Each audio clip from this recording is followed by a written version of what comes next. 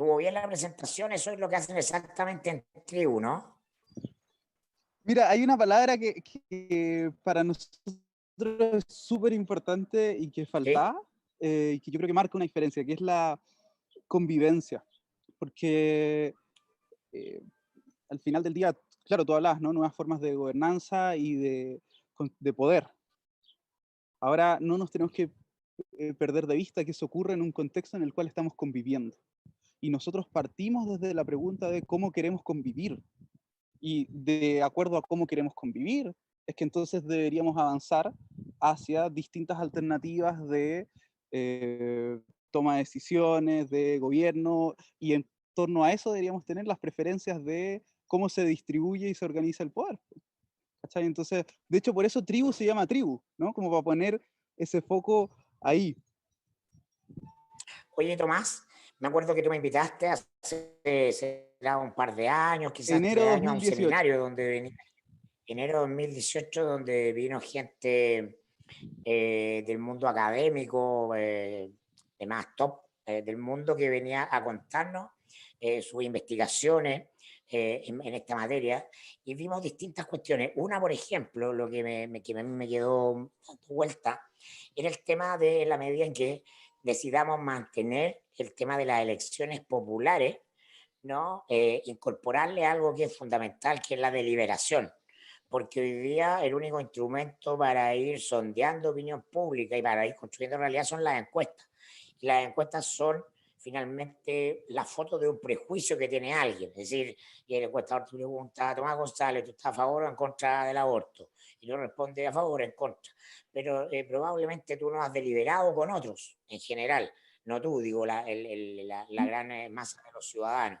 Entonces, la importancia de transformar esta democracia formal que tenemos, que es más bien una partidocracia, ¿no? Donde los partidos se reparten el poder, en un espacio deliberativo que requiere que conversemos antes de entrar a votar o a tomar decisiones. Sí, efectivamente, de hecho eso es uno de los ámbitos que estamos trabajando con harta fuerza y que vemos que se necesita mucho, ¿no? Como que em,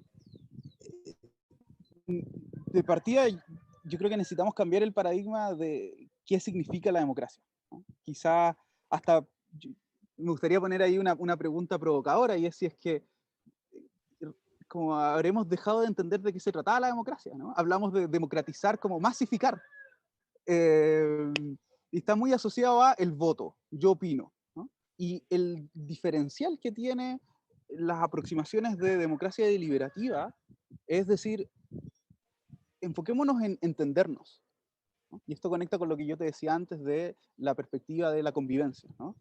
Entonces, eh, en realidad hay tantos ángulos desde el cual podríamos abordar esto, ¿no? De la necesidad de deliberar.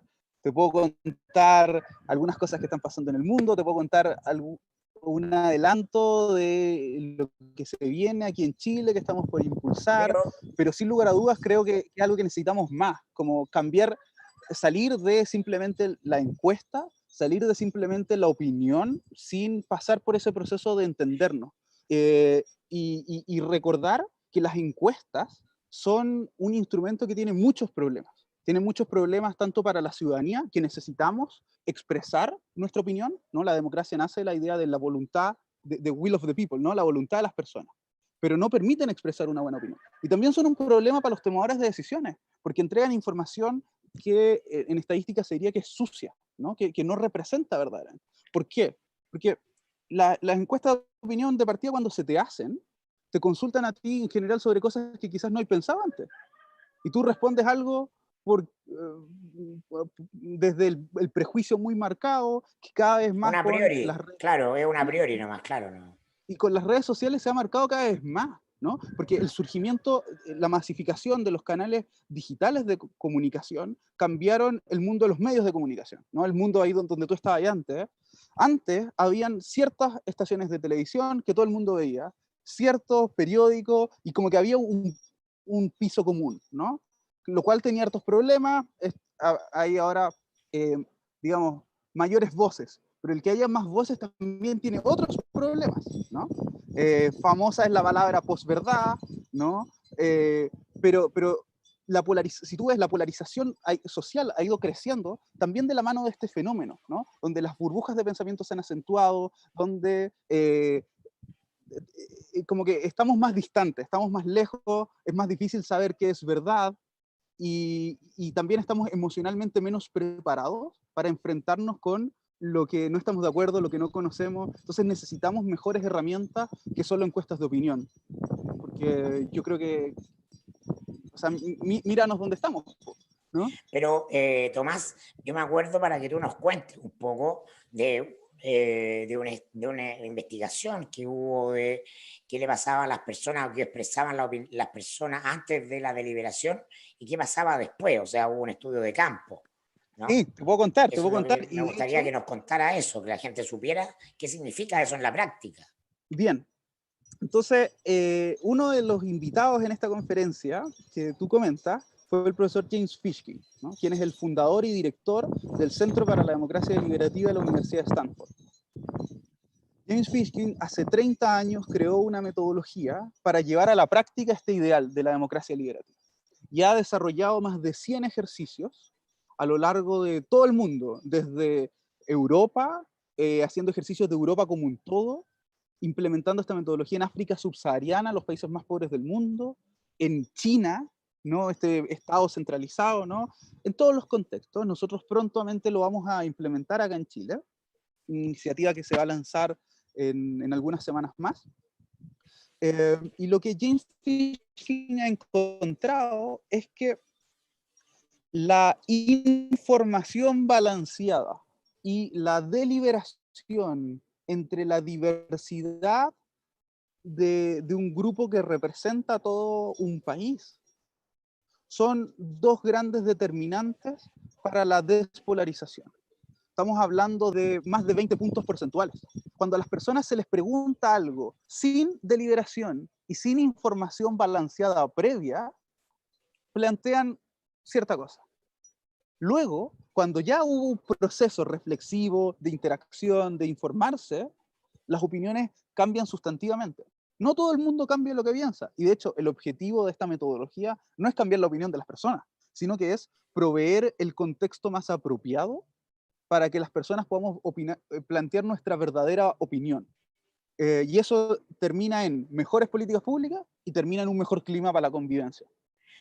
Claro, porque además este ejercicio era con gente, juntando gente que pensaba muy distinto, ¿no? Me Muy acuerdo yo, distinto. entonces, que después de un proceso deliberativo de no me acuerdo si eran 2 o 3 días, la gente que entraba pensando A, ¿no? Y otro que entraba pensando Z, estaba mucha más gente cerca de M, ¿ah? Porque el Sí, hecho, lo hecho de conversar con otro, ¿ah? No de gritarle a otro, inmediatamente te moderaba y te abría la opinión del otro. te habría, y eso también tiene mucho que ver, y yo contigo creo que es la mejor contraparte con la que puedo poner este argumento sobre la mesa, porque tú muchas veces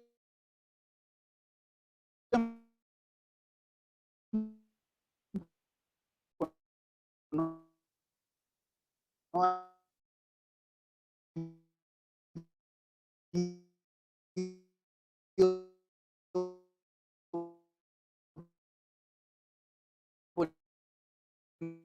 poniendo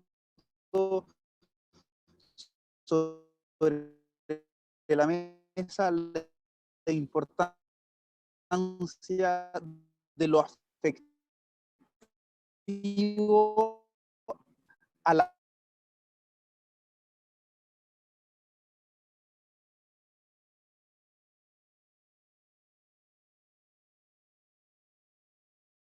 A ver, muchas personas preguntarían, pero bueno, ¿cómo van a estar personas que no tienen, ¿no es cierto?, una formación previa, que no son economistas o no son abogados, ese tipo de cosas, discutiendo sobre asuntos públicos, ¿no? De los que quizás no entienden.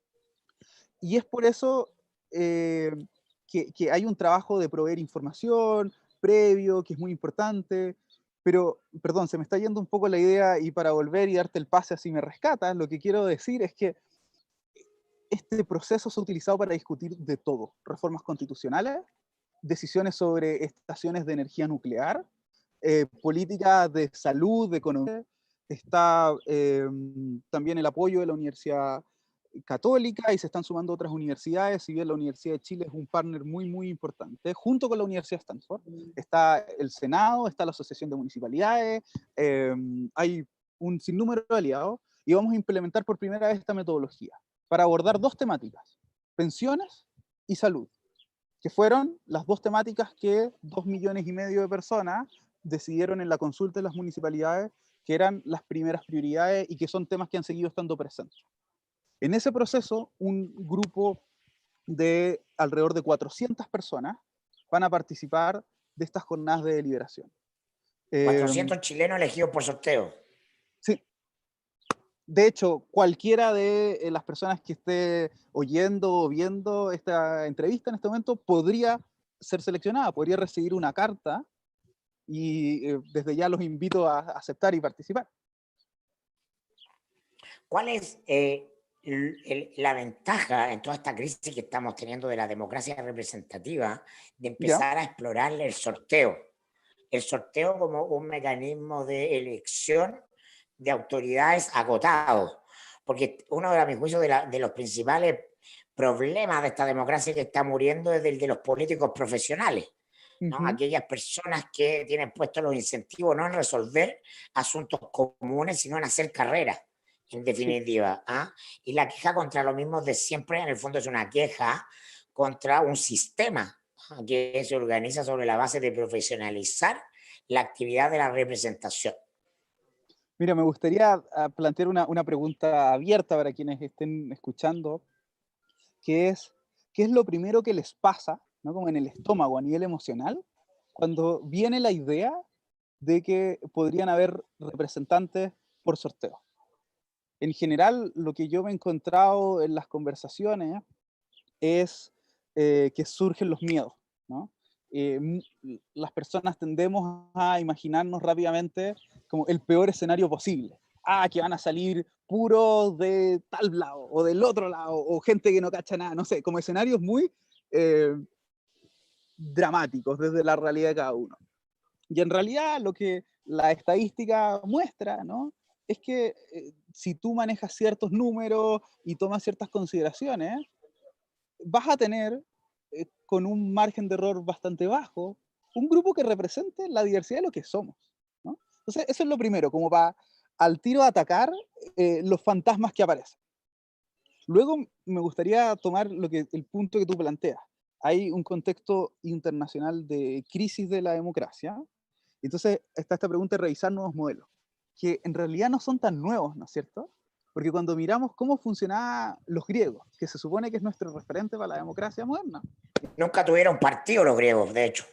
Los griegos usaban ampliamente el proceso de seleccionar representantes por sorteo. De hecho, crearon una máquina que llamaron el cleroterión. Y esta máquina lo que permitía era dar tranquilidad de que nadie estaba manipulando ese sorteo. Porque, digamos, hasta en la FIFA, ¿no es cierto? Hay cuestionamientos de que las pelotitas están más calientes para arreglar los grupos del Mundial, ¿no es cierto? Bueno, los griegos inventaron una máquina.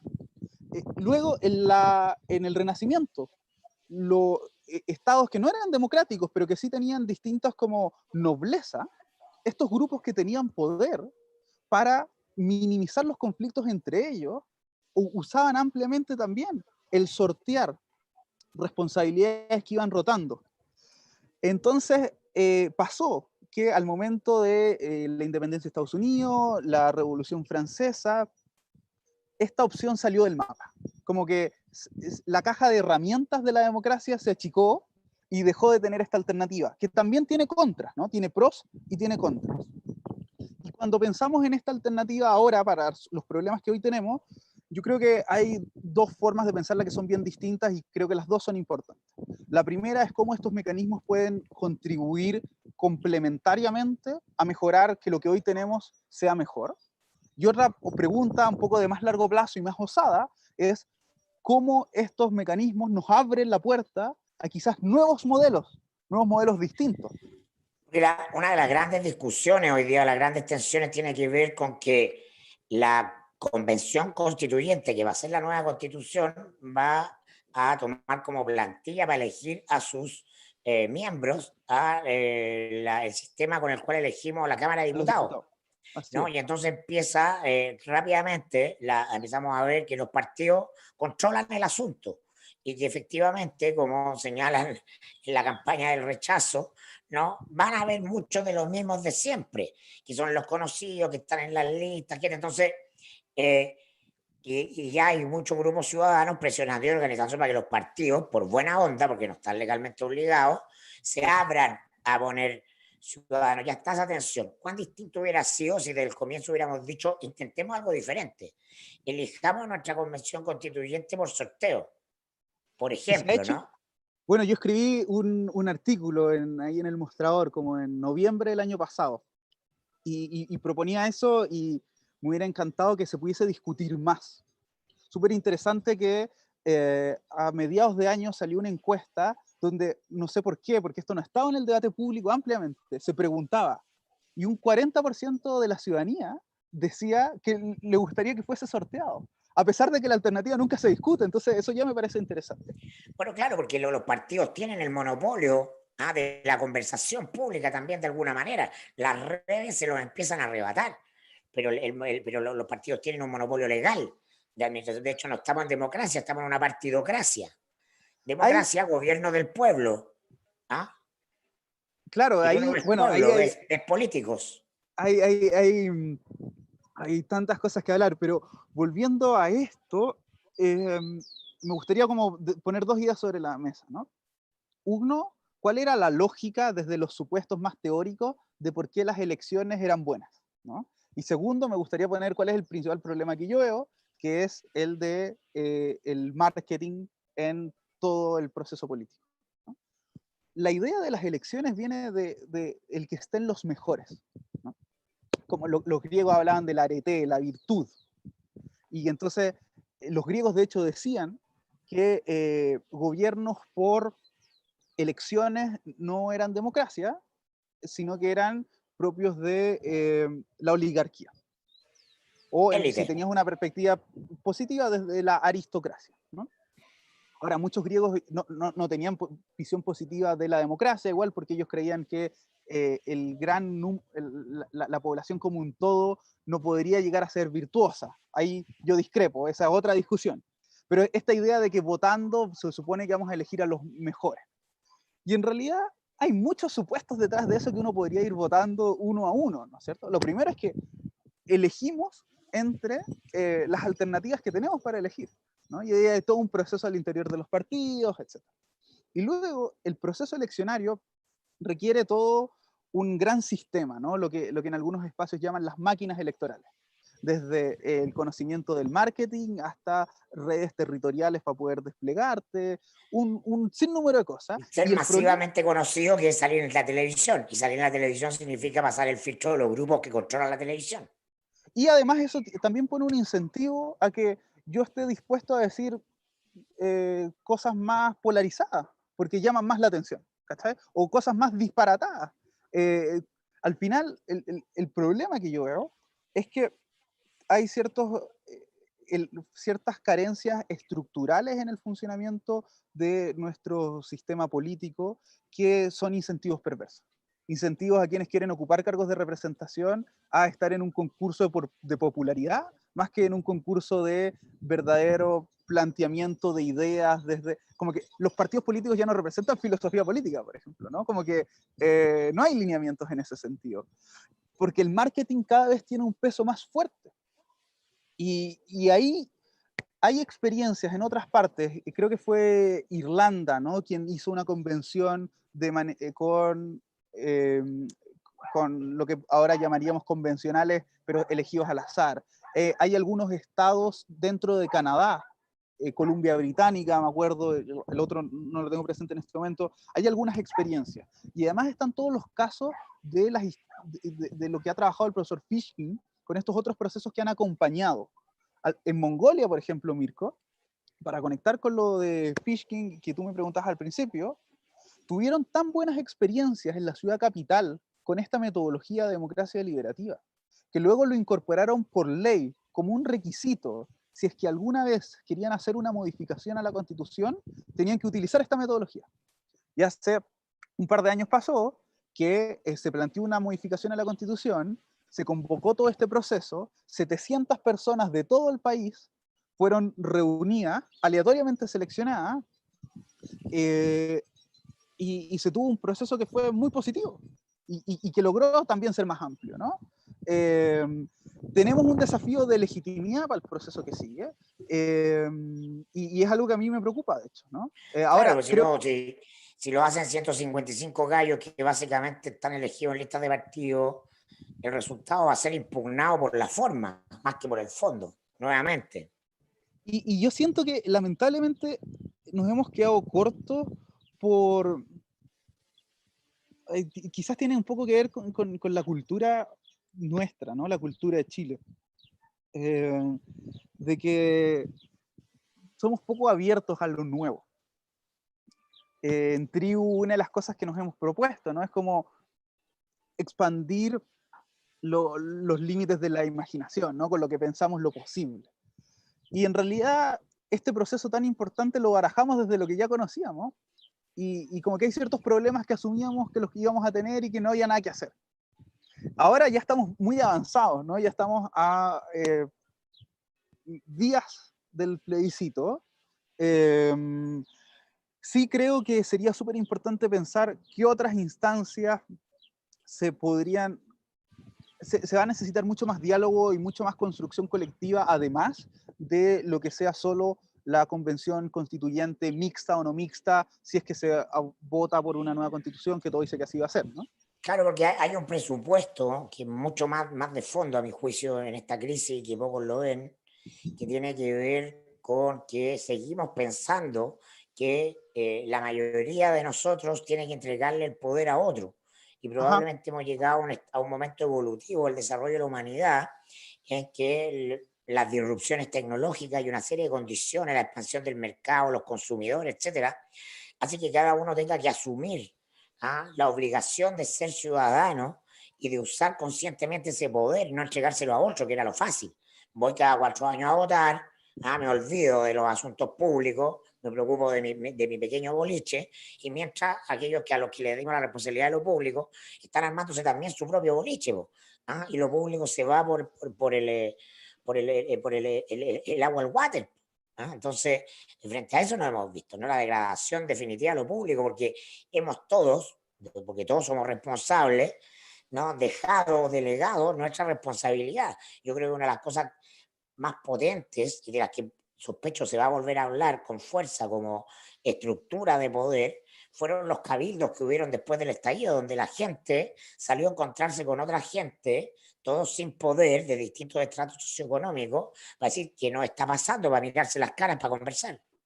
Sí, eso fue muy potente, y de todas formas nos muestra un desafío sobre el que necesitamos trabajar, que es cómo eso pasa a ser incorporado de alguna forma en las definiciones de cómo convivimos, ¿no? Porque sin lugar a dudas fue un espacio de encuentro muy valioso, pero tiene el desafío de la sistematización y el cómo y darle más fuerza para que se incorpore. Ahí, y respecto al presente, ¿no? Tribu, tenemos el foco puesto en los nuevos modelos para la democracia, pero me gustaría igual plantear algo respecto a los desafíos que están más cerca, y es hacer con todos los desafíos que hay y con las distintas motivaciones que pueden haber detrás, de todas formas, hacer un reconocimiento a quienes han estado en el Senado detrás, como dispuestos a asumir el que avancemos con esta metodología con un compromiso político institucional fuerte, entendiendo que esto no hace más que mejorar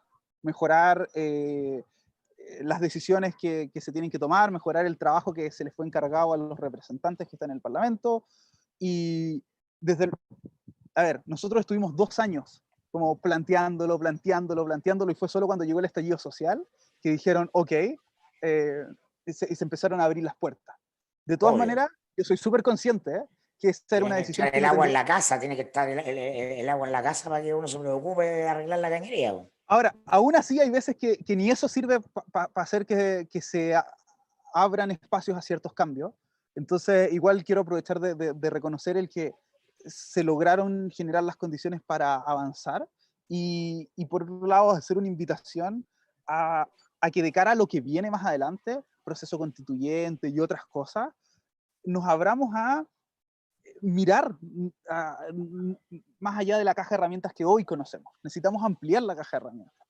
Claro, porque se plantea esta falsa dicotomía, o esta democracia o dictadura, Sí, populista, etcétera, ¿no? Y entonces la élite y los partidos se plantean como la democracia republicana, ¿no? Y se venden de eso. Entonces es una falsa dicotomía, porque eso está fracasando en todo el mundo. Entonces la alternativa no es esta democracia o dictadura, sino que es cómo cresta creamos realmente una democracia donde todos se sientan incluidos, pero eso implica que cualquier persona anónimo, la famosa señora Juanita, esté dispuesta a usar su poder, a no entregarlo. ¿Ah? Así se hace está sortear lleno, a participar. está lleno de falsas dicotomías. Otra que a mí me hace mucho ruido es la dicotomía de democracia representativa o democracia directa, ¿no? Como si fueran las únicas dos alternativas y polares, ¿no? Cuando en realidad, entre medio, existen un montón de cosas y la pregunta es cómo hacemos el diseño institucional para lograr de mejor manera lo que queremos, que debería ser representatividad, inteligencia en la buena calidad de los resultados, y cómo hacemos también lo que tú estás diciendo, que el proceso de eh, ocupar nuestro poder en el día a día sea una forma de educación cívica a la vez, como cambiar el paradigma de la educación cívica, ¿no? Porque no vamos a aprender de civismo, no vamos a aprender a usar nuestro poder político en el aula teóricamente. Lo podemos aprender en la medida que lo vamos usando, en la medida que vamos teniendo desafíos y que los procesos en el día a día nos permiten hacerlo, como cualquier otra cosa en la vida. Tomás, ¿de qué manera la revolución digital amplía el campo de posibilidades de esta nueva forma de gobierno? Porque yo creo que van de la mano. Es decir, nuestra democracia era lo mejor posible en el siglo XX. ¿Ah? Y el sistema del votito de papel en la caja de cartón era bueno en un contexto siglo XX, pero estamos en el XXI, esa democracia es analógica. Y ya estamos en una sociedad que es digital, ¿o no? Sí, pues. Es digital y es global, ¿no? Lo hemos visto ahora en carne propia todo el mundo. La, es, aquí necesitamos yo creo que otra media hora, pero para ponerlo en corto, hay que pensar que todas las tecnologías digitales amplían capacidades individuales y colectivas, capacidades de procesamiento de información, es lo que llamamos inteligencia, ¿no? Ahora, cada uno de nosotros tiene una inteligencia aumentada con los celulares, los computadores, la inteligencia artificial. Se aumentan las capacidades de transferir información, la comunicación, ¿no? Entonces nos podemos coordinar de formas distintas, etcétera. Se amplían nuestras capacidades de memoria, etcétera. Y eso nos trae posibilidades, pero también nos trae desafíos muy grandes. Y en eso, yo creo que es súper importante plantearnos este nuevo escenario mirando las posibilidades y mirando también los desafíos. ¿Cuáles son parte de las Sí, oportunidades? Eh, dos cosas, ¿no? Uno, coordinaciones distintas. Estamos acostumbrados a delegarle nuestro voto completo a una sola persona, ¿no? Y no existe, eso es muy interesante, explícalo, sí. entonces, a ver, es imposible pensar que con una persona vamos a estar de acuerdo en todo. Y en ese seminario en el que tú estuviste invitado también, ¿no es cierto? Nos acompañó Brian Ford, el creador en el año 2002 de un concepto que se ha ido conociendo popularmente como democracia líquida. Él en su momento le puso otro nombre, democracia delegativa. Y él decía, ¿cómo podemos buscar un punto medio entre la democracia directa y la democracia representativa? Porque decía, es cierto que yo no tengo interés en participar en todas las temáticas y no me daría el tiempo para hacerlo ni para estar informado. Entonces, no me imagino en la complejidad del siglo en el que vivimos teniendo una democracia 100% directa. Pero decía, por otro lado, es cierto que hay temas en los que a mí me gustaría participar directamente. Y hay otros en los que me gustaría delegarle algo a una persona y solamente algunas cosas. Y otras cosas delegárselas a otra persona. Y otras cosas delegárselas a otra persona, ¿no? Claro, ir a votar para elegir un diputado, por ejemplo, en un congreso que va a arreglar el problema de la educación. ¿Ah? Y votar por otro que va a arreglar el problema no sé, pues, del modelo económico. Claro, y eso en las No tienen tecnologías, no tienen que ser la misma persona.